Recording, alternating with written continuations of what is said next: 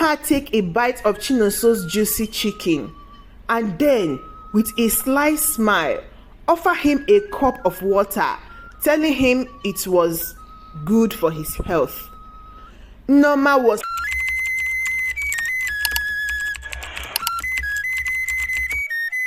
This is Ego, a preschool teacher in a small village in the heart of Africa, and this is her story.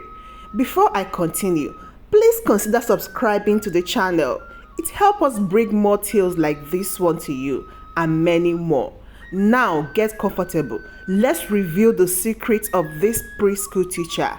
A tale of mischief, regret, and the consequences of her actions.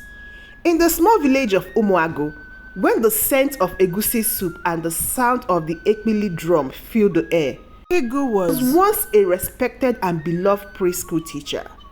She had a special gift for connecting with children, and her students adored her. But as time went on, she began to reveal a darker side, a side that would ultimately lead to her downfall.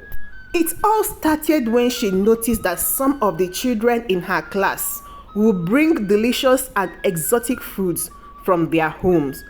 Being a single and struggling teacher, she couldn't resist the temptation of trying these delicacies. So she would wait until the children were not looking and sneak a bite of their food. But as time went by, her greed took over and she started hoarding the food for herself. She will take a bite of a child's snacks here, sipping from a student's cup of juice there. But soon, her mischief escalated.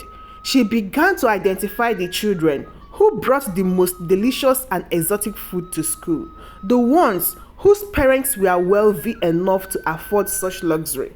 She would secretly devour their snacks, leaving them with nothing but a cup of water to fill their growling bellies.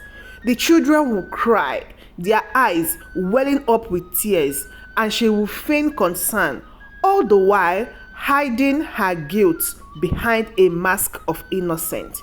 But that was not the worst of it. She would also take advantage of the children's trust, convincing them to give her their lunch money, promising to buy them treats, but instead using it to buy herself milky donuts. She would make them sit in the corner, telling them they were being punished for misbehaving, all the while knowing it was she who was the true miscreant. As the months went by, her behavior became more brazen, more reckless. She would take children's toys, claiming they were lost or broken, and keep them for herself. She would even go so far as to tell lies about the children to their parents, telling them that their child was misbehaving or not paying attention, all to cover her own tracks. But as with all these things, her karma finally caught up with her. One day, a parent, Norma, whose child, Chinonso, was particularly fond of bringing delicious meals to school, began to suspect something was amiss. She noticed that her child would often come home hungry, with tales of a teacher who was more like a trickster than an educator. Norma decided to investigate, hiding in the shadows, watching her with the keen eyes of a hawk. And what did she see? She saw Ego, the nursery school teacher, devouring her child's lunch, laughing and chatting with the other teachers as if she had done nothing wrong. She saw her take a bite of Chinonso's juicy chicken and then, with a sly smile, offer him a cup of water, telling him it was good for his health. Norma was furious. She stormed into the school, her anger blazing like a wildfire.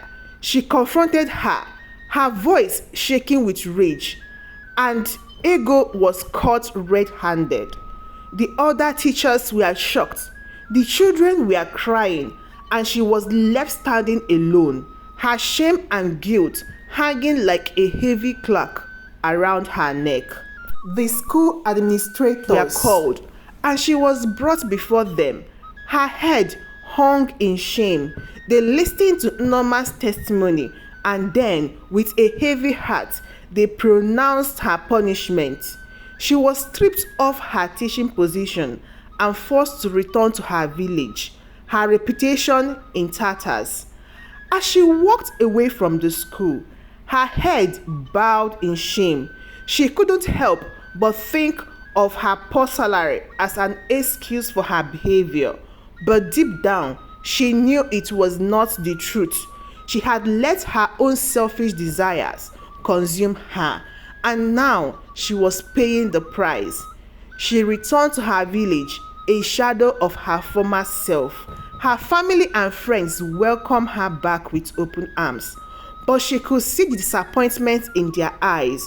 She knew she had let them down, and worse still, she had let the children down. She spent many sleepless nights replaying her actions in her head, wondering how she had let things go so far. And then, one day, she heard a knock at her door. It was Norma, the mother of Chinonso, the child whose lunch she had so callously devoured. She looked at her with a mix of sadness and anger, and then, to her surprise, she spoke words of kindness. Ego, I know you were once a good teacher, a good person. I want you to know that my child has forgiven you, and so have I. But I want you to promise me one thing. Never again will you harm the children who are placed in your care. Ego looked at her, tears streaming down her face, and she promised, I promise to never again let my own selfish desires consume me. I promise to be a better person, a better teacher, and a better member of this community. As Ego sat alone, contemplating her mistakes, she remembered a folk tale her grandmother used to tell her when she was a child. It was about a woman who was cursed for her greed and never found peace until she learned to share and give to others. She realized then that she had become that woman and that she needed to make amends for her wrongdoing. She went back to the village and apologized to the parents and children for her actions. She also started volunteering to the local community center, using her teaching skills to educate underprivileged children. It was her ways of making amends and finding redemption for her sins. In the end, she learned a valuable lesson about the consequences of greed and the importance of selflessness. Her karma had caught up to her, but it also taught her to be a better person. She may have lost her job as a preschool teacher, but she gained something far more valuable: the love and forgiveness of those she had wronged. And that is a lesson that will stay with Ego for the rest of her life. And so, dear listeners, this is Ego's story, a true life story, a tale of mischief and regret. I'm also using this medium to plead on school admins. Preschool teachers and teachers deserve better salary, but this is not an excuse to misbehave. If you love our videos, what are you waiting for?